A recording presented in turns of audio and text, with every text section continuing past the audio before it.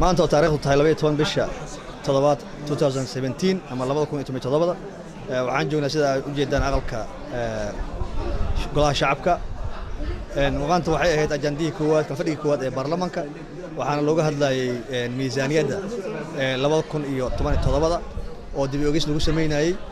iyo xisaab xirkii miisaaniyaddii 2015 iyo 16 xisaab xirkeedii aan u fadhinay marka miisaaniyadda maanta waxay ahayd wasiirka waxay ahayd qaaliban markii la keenayo miisaaniyad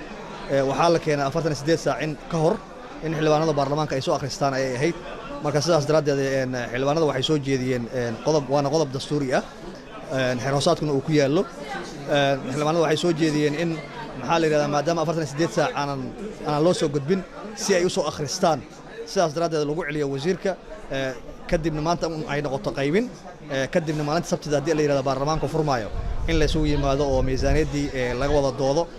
kadibna uu loo gudbiyo guddiga miisaaniyadda ee baarlamaanka loo gudbiyo si uu wax ugu soo diro ama wax ugu soo kordhiyo marka haddii la yiraahdo arrintaas ay ahayd baarlamaanka inta ay socotay intaas kaliya ahayd kolay waxaan rajaynaynaa in shaqooyin badan ay hor yaalaan baarlamaanka laakiin miisaaniyaddan ugu horeysa in la ansixiyo saasaad ogaanaysiin aad u mahadsantiin wasalaamu calaykum waraxmatullahi wabarakaatu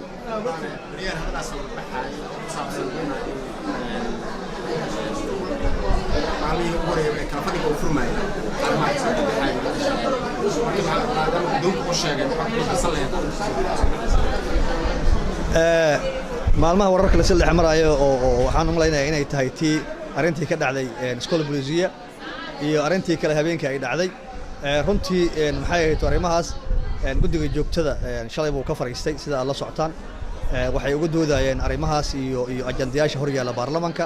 ee loogu maxaa la yiraahdaa ka fadhiga markuu furmo laga hadli doono ee shuruucda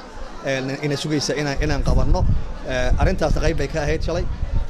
in laga hadlo waxyaalihii ka dhacay arrintii riwaayaddii la sameeyey oo xildhibaanada loogu gefaayey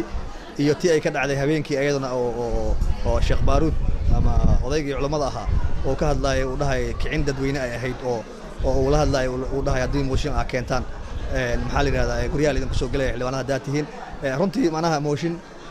waxaa la yiraahdaa mooshin siisaba waa tala soo jeedin marka xildhibaanada waxa loo idmadeen waa inay mooshin keenaan oo tala soo jeedin ah dhinac kastoo noqon karaa mooshinku sidaas daraaddeed aduu waa qalad bay ahayd arrimahaas dhacay laakiin arrimahaas oo dhan guddiga joogtada shalay loogu hadlay kadibna waxaaba loo yeeray ra'iisul wasaaraha ka soo qaybgalay maxamed mudane xasan cali khayre oo si fiican uga jawaabay arrimaha kadibna waxaa laga soo saari doonaa haddii la yiraahdo baaq guddoonka baarlamaanka iyo ra'iisul wasaaraha ay soo saari doonaan haddii la yiraahdo oo shacabka Soomaaliyeed loogu sheegay inaysan laba hay'adood kala socota aysan jirin inaysan dagaal ka dhaxeeyo hay'adda fulinta iyo hay'adda sharci-dejinta dagaal ka dhaxeeyo aysan jirin oo ay wada shaqeynayaan marka shacabka si loo ogeysiiyo arrimahaasna waa ku jireen oo arrimahan ay ka mid ahaayeen shalay looga hadlayo marka arrintu meel fiican ay ku socotaa Soomaaliya waxaan u sheegayaa meel kasta ay joogto in maana hay'adda sharci-dejinta oo baarlamaanka ah iyo hay'adda fulinta oo xukuumaddii ah in lala shaqeeyo annagu waxaan hor yaalla hadda ma taagna maana inaan is qabsano oo dawladda iyo xukuumadda iyo baarlamaanku is qabsado